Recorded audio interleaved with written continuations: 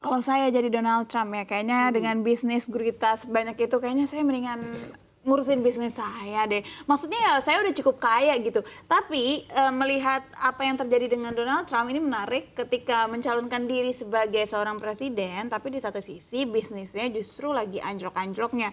Kalau yang Mbak Sefty dan Mas Demis ketahui, apa sebenarnya yang terjadi? Kenapa bisnisnya justru malah lagi pada anjlok-anjloknya? Salah satunya Trump Media and Technology Group ini di kuartal ketiganya justru melaporkan kerugian bersih senilai 304 miliar rupiah. Ya karena memang kalau kita lihat sih setelah Trump menjadi presiden di tahun 2018 kan memang sebagian perusahaan yang dia miliki kan memang tidak begitu terurus dengan baik ya.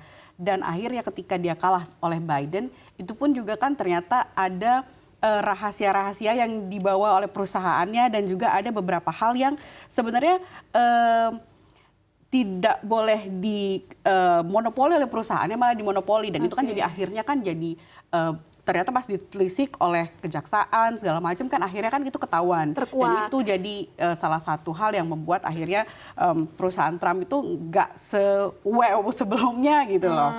Gitu. Jadi itu dijadikan senjata oleh pemerintahan Joe Biden untuk mengungkap? Bisa jadi karena kan sengit ya pendukung Trump itu juga banyak ya politik ya seperti itu ya, bukan begitu Mas Demis ya? Gimana tuh Mas? Kalau yang tadi yang apa Trump Technology ya, kalau nggak salah itu kan perusahaan Truth Social. Iya. Itu perusahaan yang dia waktu itu dia ngomel katanya dia di-ban sama Twitter, dia di-ban sama Facebook, dia bikin sendiri Truth Social. Yang katanya mau jadi media sosial tapi kenyataannya cuma jadi website aja. Kayak blog aja jadi sebenarnya. Tapi masih tetap aktif kan dia ngomong ya? Masih ya. Jadi sekarang kan dia sekarang ngomongnya semua di Truth Social. Bahkan di X pun dia nggak ngomong, di Twitter X itu pun nggak ngomong.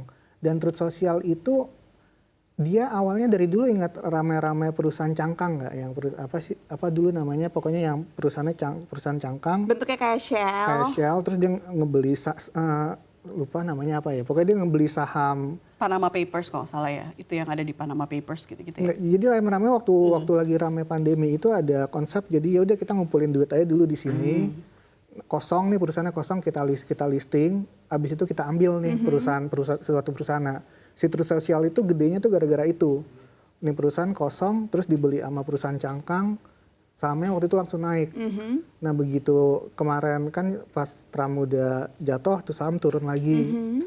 Naik turun lagi ya gitu karena ya media sosial dia mau sosok bikin media sosial sendiri gitu kan nggak tahu ntar ujung-ujungnya mungkin balik di merger sama X kali sama Twitter sama Elon Musk gitu ya kan karena waktu itu kan memang sama Elon Musk terus sama hubungannya Elon tidak baik Musk ya. Apalagi tapi kita nggak akan tahu karena sekarang kan Elon Musk justru dukung besar-besaran di Donald Trump ya kan. Nah sekarang nih kita udah punya nih komentar yang masuk juga dari Elon Musk. Kita baca juga nih dari Elon Musk, game set and match. Elon Musk ini dukung besar-besaran banget loh ke Donald Trump. Ada juga komentarnya di X, the people of America gave at real Donald Trump a crystal clear mandate for change tonight. Padahal sebenarnya belum ada loh statement clear dari negara itu sendiri kalau misalkan Donald Trump menang ya nggak sih? Atau aku yang ketinggalan? Emang belum ada kan crystal clear mandat ataupun statement dari negara kalau misalkan Donald Trump menang?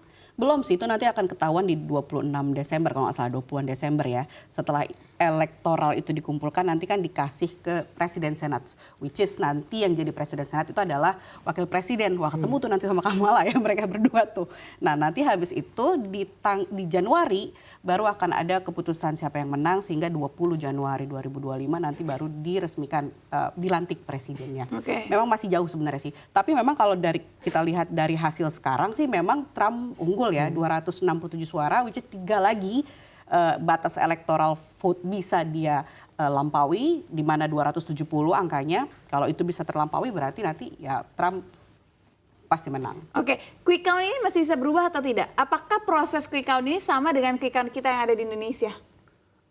Kalau nggak salah kan kalau kata pollster quick count sebenarnya lebih akurat daripada ini mereka exit poll.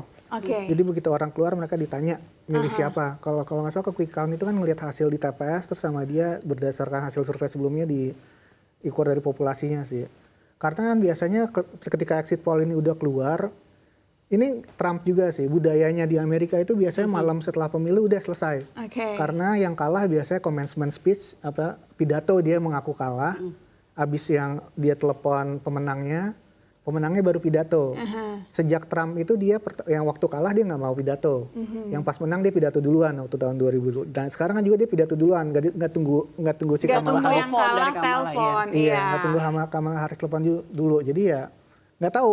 Kayaknya ya dari pengalaman yang Hillary Clinton waktu itu Demokrat oke aja, ya udah nggak dirame-ramein kayak si Donald Trump pas 2020. Kalau sama dia kan diramein tuh terus sampai Januari kan. Jadi ini emang budaya yang emang Donald Trump bikin sendiri ya. Kayaknya sih seperti itu. Iya, Kan iya. dia memang suka mendobrak ya. Mendobrak apapun. Iya, dia emang membikin gaya sendiri ya.